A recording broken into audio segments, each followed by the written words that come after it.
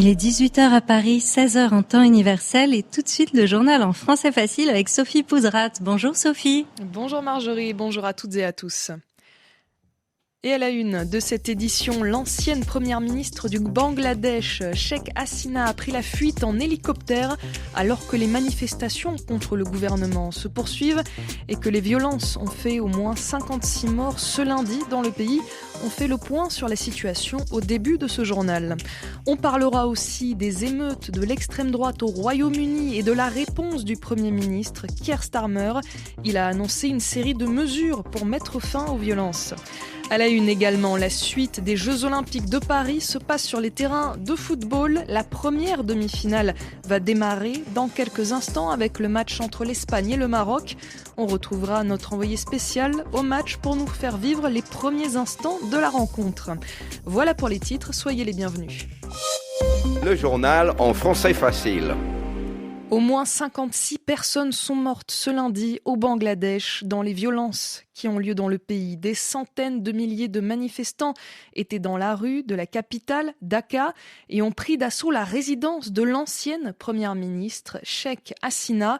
Après plus d'un mois de manifestations contre le gouvernement, durement réprimé, avec au moins plusieurs centaines de morts au total, c'est la fin du règne de celle qui a dirigé le pays pendant 15 ans.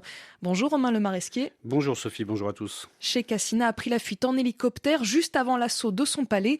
Et à l'heure actuelle, on ne sait toujours pas où elle va.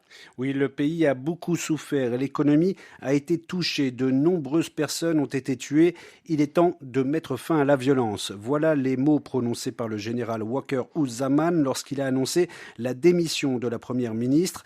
Le général a promis que les responsables des meurtres commis pendant les manifestations seraient poursuivis en justice alors que le bilan ne cesse d'évoluer. Il faut dire que ce lundi, des scènes d'une extrême violence se sont déroulées, notamment entre des groupes rivaux selon des témoins présents sur place et des membres des forces de l'ordre. Et pendant ce temps, l'ancienne première ministre, Sheikh Hasina, s'est envolée. Oui, elle serait tout d'abord passée par l'Inde, selon la BBC, la chaîne britannique. Une étape avant de se rendre peut-être au Royaume-Uni, où vit notamment l'une de ses cousines, croit savoir une source citée par l'agence France-Presse.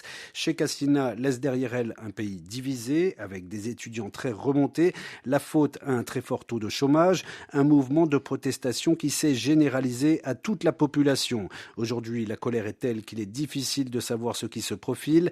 L'armée dit souhaiter mettre en place un gouvernement intérimaire avec tous les autres partis politiques, mais à l'heure actuelle, aucune annonce concrète n'a encore été faite. Merci beaucoup Romain Lemaresquier. Et de son côté, l'Union européenne appelle à une transition pacifique vers un pouvoir élu grâce à la démocratie dans le pays. Des émeutes ont aussi lieu dans l'ensemble du Royaume-Uni depuis plusieurs jours. Ce sont les pires dans le pays depuis 13 ans. Elles ont commencé après l'attaque au couteau qui a fait 3 victimes, 3 petites filles, dans le nord-ouest de l'Angleterre il y a une semaine. Et c'est l'extrême droite qui est à l'origine de ces manifestations violentes. Selon les médias britanniques, le suspect à l'origine de cette attaque au couteau a des origines rwandaises et d'autres informations, non vérifiées cette fois, circulent sur Internet sur le fait qu'il serait de religion musulmane. En conséquence, les émeutiers, les gens qui participent aux émeutes, visent des mosquées et des hôtels accueillant des demandeurs d'asile. Une dizaine de policiers ont été blessés depuis le début des violences. 378 arrestations ont eu lieu depuis une semaine et d'autres vont suivre selon la police. Ce lundi, une réunion de crise a eu lieu au domicile du Premier ministre.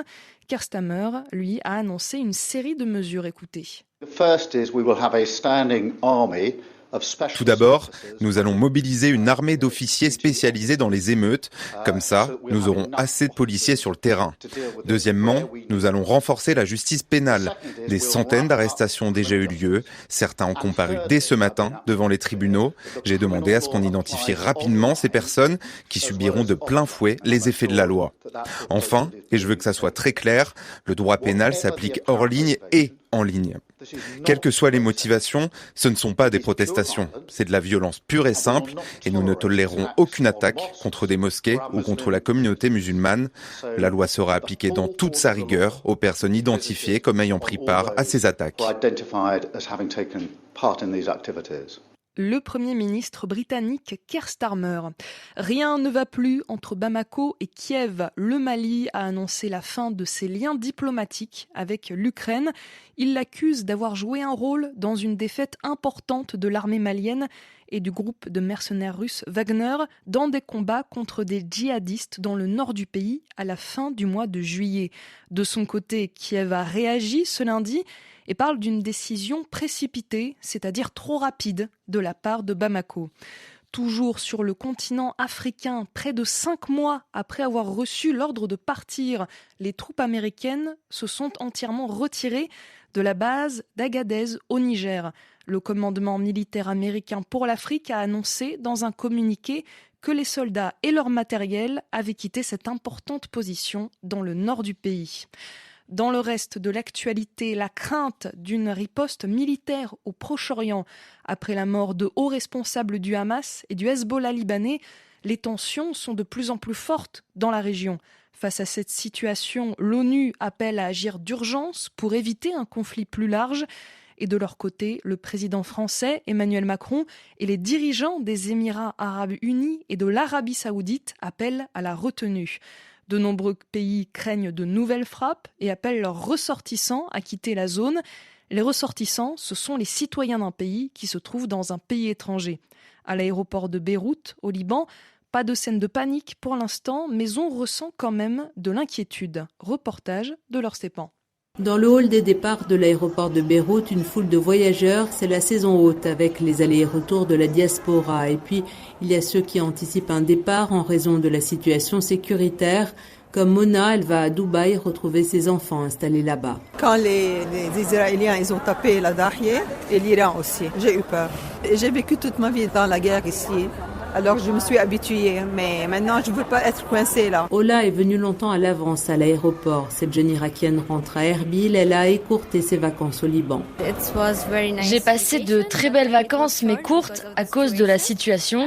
J'étais au nord de Beyrouth et la sécurité était bonne, mais à cause des informations et des recommandations de partir, c'est mieux de rentrer chez soi et d'être en sécurité. Lynn part avec son mari et ses enfants pour Dubaï, un voyage prévu avant la montée des tensions. Ça fait mal au cœur de quitter le pays maintenant. La famille, tout le monde est là. On espère vraiment que ça ne va pas durer et que ça ne va pas s'aggraver et qu'on pourra retourner pour passer notre vie ici comme on le souhaite en fait. Hors micro, une libano-canadienne avec ses filles rapporte avoir attendu plusieurs jours avant de trouver un vol.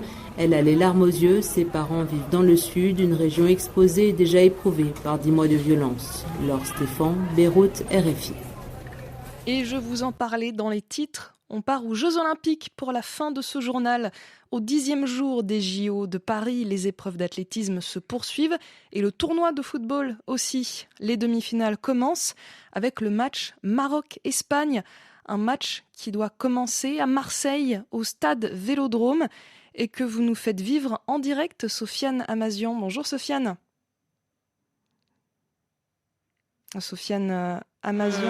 Minute ici au stade Vélodrome entre le Maroc et l'Espagne, toujours 0-0. L'ambiance est complètement à 99,9% acquise pour les Marocains qui ont du mal dans ce début de match. Les Espagnols qui mettent le pied sur le ballon, si je peux parler ainsi. Pas encore d'occasion alors que Mericha, le Marocain, s'approche de la surface marocaine vers Hakimi et c'est bien contré par l'Espagne. Voilà, vous l'entendez, les spectateurs marocains qui voient leur équipe être un petit peu mieux là depuis 1 ou 2 minutes, même si le début de match était dominé par l'Espagne. Pour l'instant, pas d'occasion des deux côtés, toujours 0-0 dans cette demi-finale des Jeux Olympiques entre le Maroc et l'Espagne.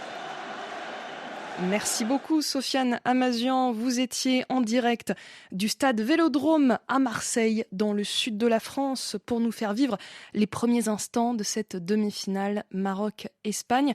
À l'affiche de l'autre demi-finale du tournoi de football des Jeux Olympiques, la France rencontre l'Égypte, coup d'envoi de cette rencontre prévue à 18h en temps universel, un match à suivre sur RFI bien sûr. Pour nous, c'est la fin de cette édition du journal En français facile. Merci de l'avoir suivi. Vous pouvez la réécouter, mais aussi relire sa version écrite sur notre site internet françaisfacile.rfi.fr. Et maintenant, c'est l'heure de Radio Jeux avec Hugo Moissonnier. Merci Sophie Pouzrat.